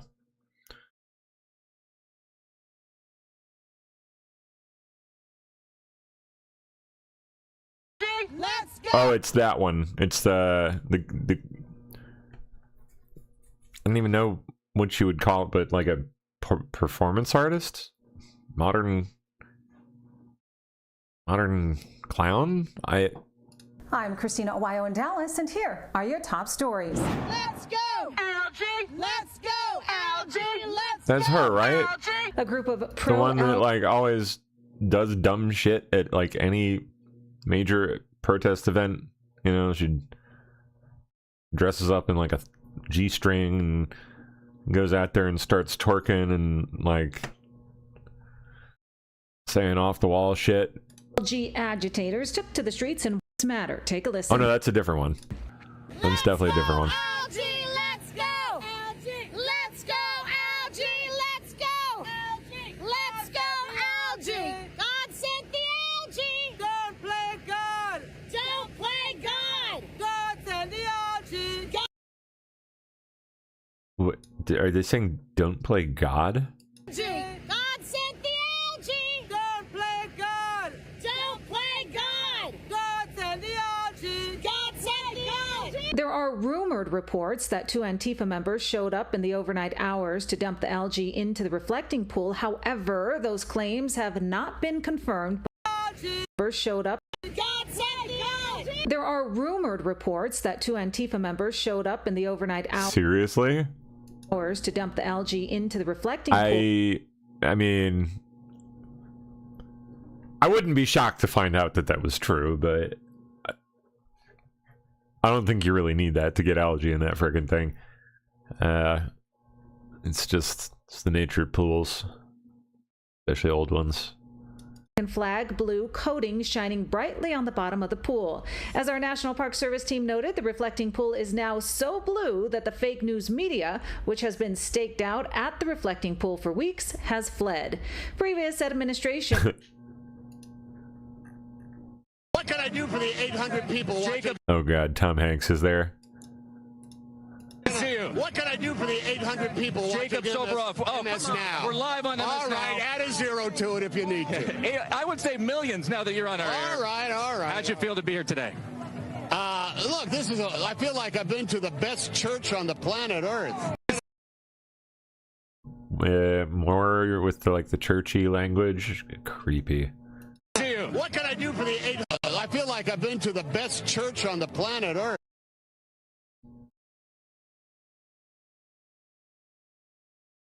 Had Eddie Vedder and his backup singers singing about how Obama was going to rise again or something, too.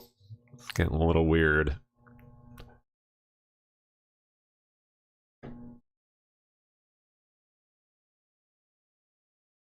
Bruce Springsteen. Biden's, Bush, Clinton's. Stevie Wonder, Bono, Oprah, Spielberg, Tom Hanks. Oh, speaking of Spielberg, I went and saw Disclosure Day in theaters. It fucking sucked. It was terrible. Pardon my French. It was really bad. I was severely disappointed. I was expecting so much better out of Spielberg than whatever the fuck that was. It was just it was sold a false bill of goods. Nope. It was a shit movie.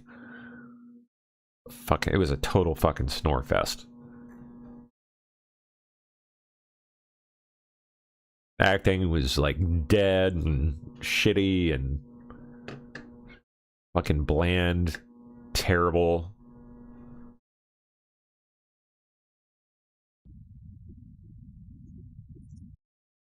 Like there's nothing to write home about anywhere. The whole film. You heard that, right? Why Times Square is fucked up. Look, niggas in the street fighting. Yeah, it's fucking crazy. Oh, come on now. Ratskin demands full list of Trump's medications and his doctor's names. Oh, okay. Yeah, we'll just coming right up there, Jamie. 1 second, sir.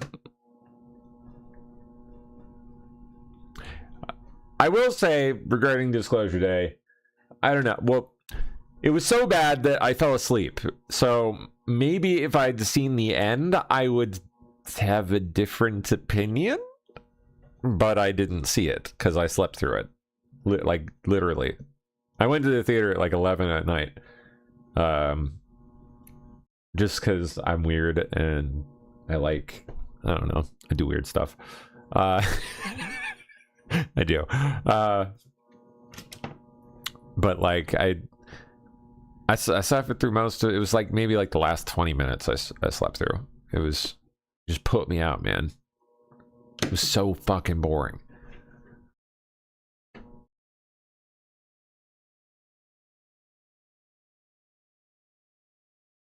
It was basically just like hitting every stupid UFO tard trope that exists, like not even good fan service, just like shitty fan service, like a shitty superhero movie, but worse and for UFO people. Yeah.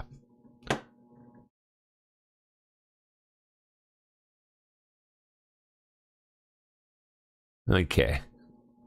Trump just walked out to packed room for the Medal of Honor ceremony here.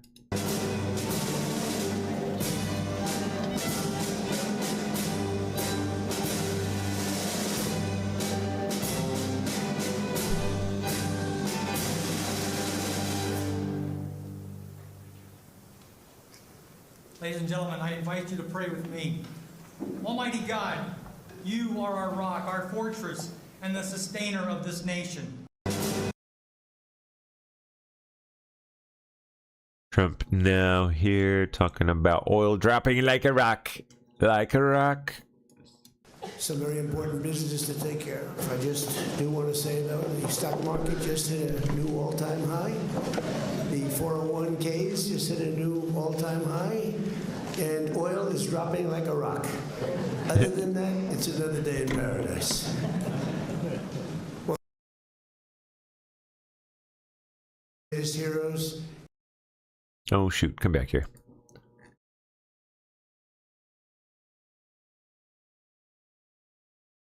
Very important businesses to take care of. Greatest heroes ever to walk the earth. But only a few have received our highest military distinction, the Congressional Medal of Honor. I wanted to give it to myself, but I was informed I couldn't do it. And I couldn't find anything where I was actually worthy. So here we are. You understand that? But today we present this award. It's the greatest of awards to 3 greatest heroes ever to walk the earth. But only a few have received our highest military distinction, the Congressional Medal of Honor. Jim, the nation kept you waiting far too long.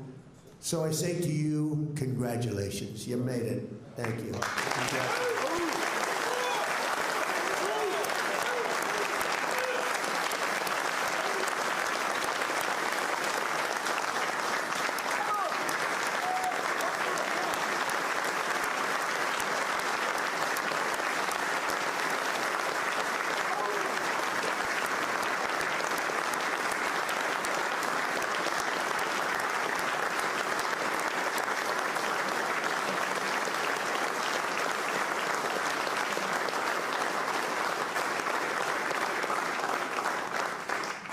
Thank you, Jim.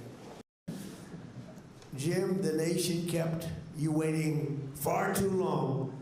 So I say to you, congratulations. You made it. Thank you.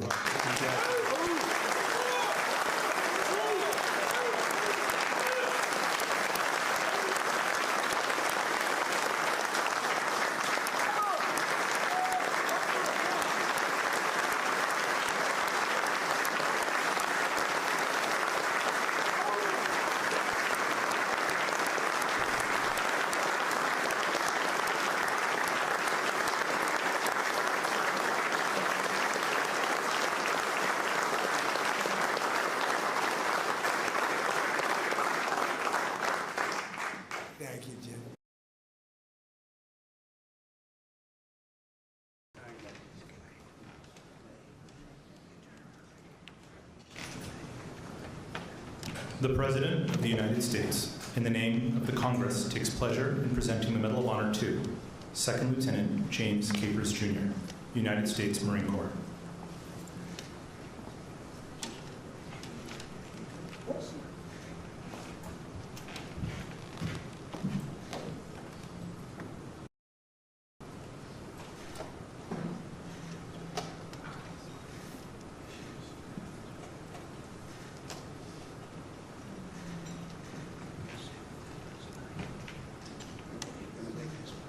Very good.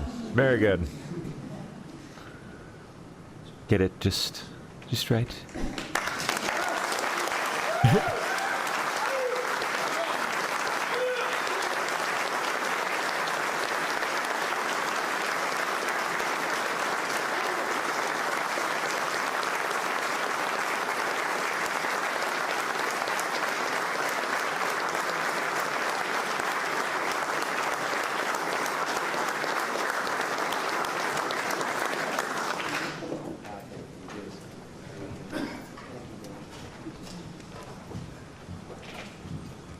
Oh. Big step, big step. You got it there. And man.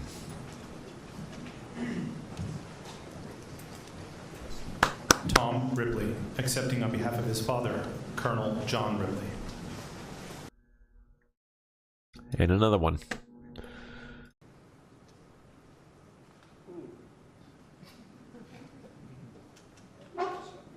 Airborne Ranger.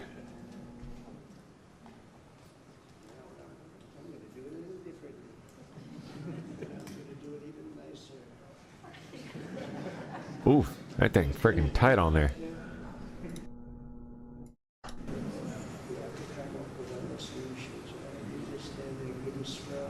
don't know what he's saying, but something. There you go. coming off now.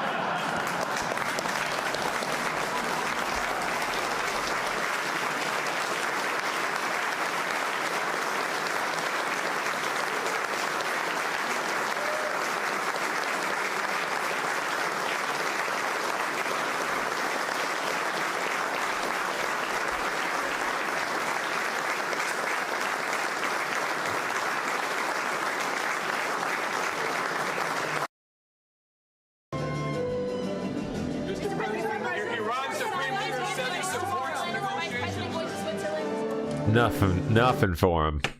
Pieces of shit, stupid reporters. Allow them to Trump and Marco Rubio just defunded South Africa's AIDS program, and for the country refused to stop the violence and persecution of white people. Darn right. You do allow them to take land. No. You do allow them to take land. Nobody can and then take when land. they take the land, they kill the white farmer. And when they kill the white farmer, nothing happens to them. No, there is nothing happens. There is criminality in our country. People who do get killed, unfortunately, through criminal activity, are not only white people. Majority of them are black people, and we have now. No. The farmers are black. The farmers are not black. I don't say that's good or bad, but the farmers are not black. And the people that are being killed in large numbers, and you saw all those grave sites, and those are people that loved ones going, I guess on a Sunday morning, they told me, to pay respect to their loved ones that were killed. Yeah, this is such a great moment. Chopped off. They died violently. And you know, I mean, we're here to talk about it, and I didn't know we'd get involved here, but I will say this, that if the news wasn't fake, like NBC, which is fake news, totally, one of the worst, ABC, NBC, CBS, horrible, but if they weren't fake news like this jerk that we have here, if we had real reporters, they'd be covering it, but the fake news in this country doesn't talk about that. They don't want to talk about it, but now they have to talk about it. But they won't. This won't even be a subject. They'll have him talking about why did a country give a free, think of this, why did a country give an airplane to the United States Air Force? Okay? The United States, not to me, to the United States Air Force.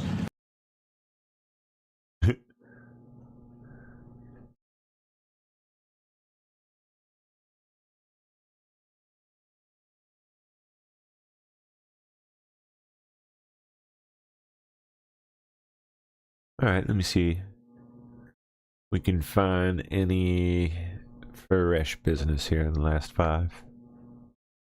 One other angle of that shooting in Times Square. Oh, same one.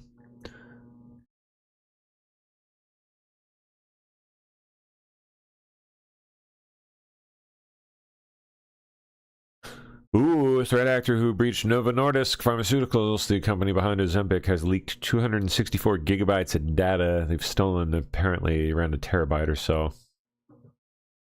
They're also mocking Novo Nordisk, who refused to pay their like $20 to $25 million asking price for the data, claiming the company was using passwords like Novo123 for critical systems and that its security team sucks.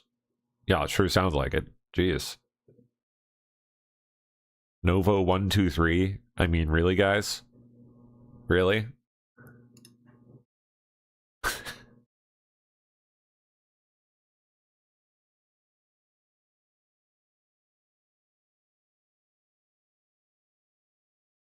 Interesting.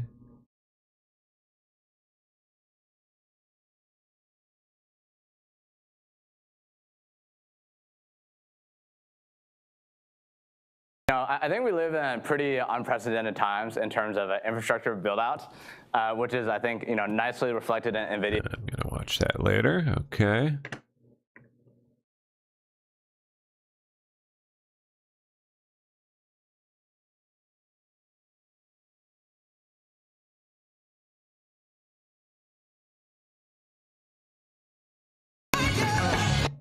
Oh gosh, here they are.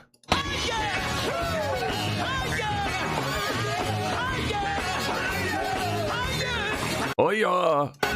Oh yeah! Oh,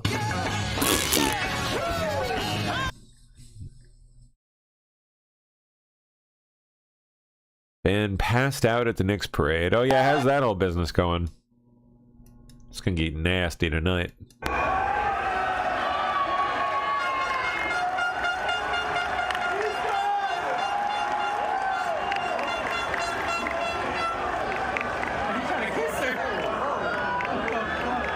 He's trying to kiss her? Oh my gosh, he is. The heck? Oh, he's just going for it.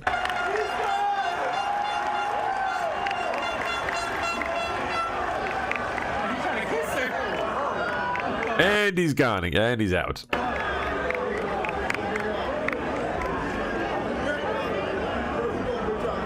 Too much rum.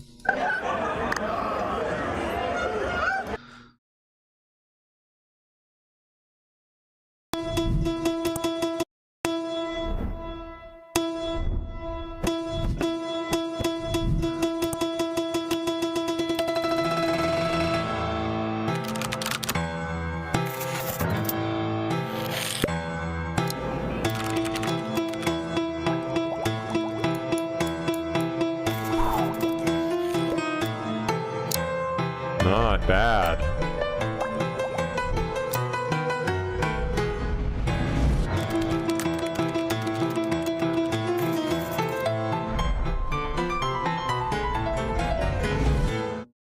Interesting. Hanging that for later. Oh yeah, that's right. Word on the street is that Fable and Mythos are going to be back on the market within a matter of days. Allegedly. That was the talk I heard today. Anthropic floats proposal to Commerce Secretary Howard Lutnick to end the U.S. ban of powerful Mythos and Fable AI models. New York Post is reporting that Anthropic has floated a proposal to Lutnick to end the ban.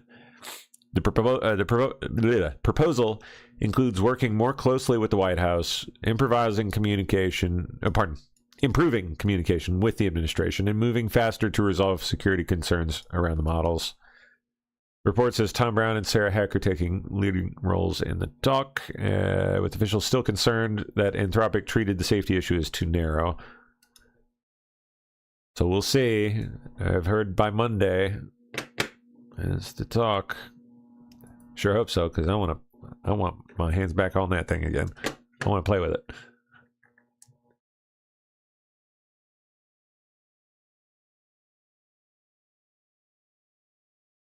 Okay.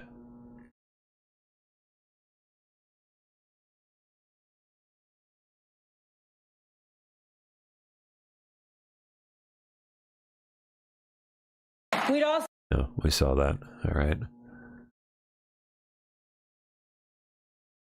Oh God, Joe Biden appeared on Jay Leno's Garage Show on YouTube. He was Xi Jinping, and I spent a lot of time with him, breaking down that relationship. And we were meeting. He said, "Why do you call yourself Pacific Power?" I said, "We are Pacific Power." And this is a true story. I said, "Look, where do you think China would be now if it weren't for the United States being a Pacific Power? Do you think you'd be where you are now?" He looked at me. I said, "No." Yeah. I said, "We are more in the Pacific Ocean than all of China combined. We are a Pacific Power." Right. Period. Jay's like, right. I mean, think about, all the way up to... Oh, yeah, I think about it like I remember when after World War II, Yeah, that's it, Jay. Shut him up. all the Germans wanted to surrender to Americans, not Russians, because they knew in America they'd get a fair shot. Bingo, bingo, bingo. I remember reading a book about some Japanese prisoners that were captured and came to America. And the first day at the meal, they were given meat, and they thought, "Oh, this is a trick. It's poison meat. Don't eat it." Then they saw everybody eating it, and they realized, "Oh, maybe it's not poison," And then they were drinking Coca-Cola and eating hamburgers. And one of the Japanese who spoke English asked the prison guard, "Why do you treat us so well?" And the prison guard said, "Because someday we're going to be friends." And I like that kind of. By the way, absolutely. Like that kind of thinking. Oh, He has no clue what's even being said anymore. I don't think he's even there. No idea. He just Yeah. He's completely gone now. Everybody thought I was crazy when I was president. You have this... You don't say, Joe. I mean, I don't know about crazy, but well into late stage dementia? Sure. All right, let me pop my share back off here. I think Vicky's in. How you doing?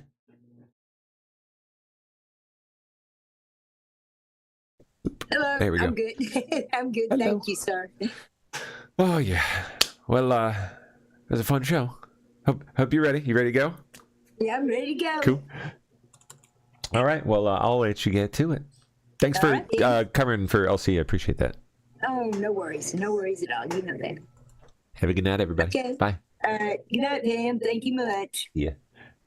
All right, chat. Yep, it's me. Okay, dude. Oh, you know what? I'm not gonna be here tomorrow. I gotta work tomorrow. Oh shit.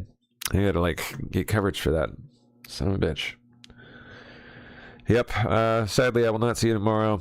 I gotta work. Gotta make that money. God knows I need it. So I unfortunately will not see you till next week. But until then, sayonara.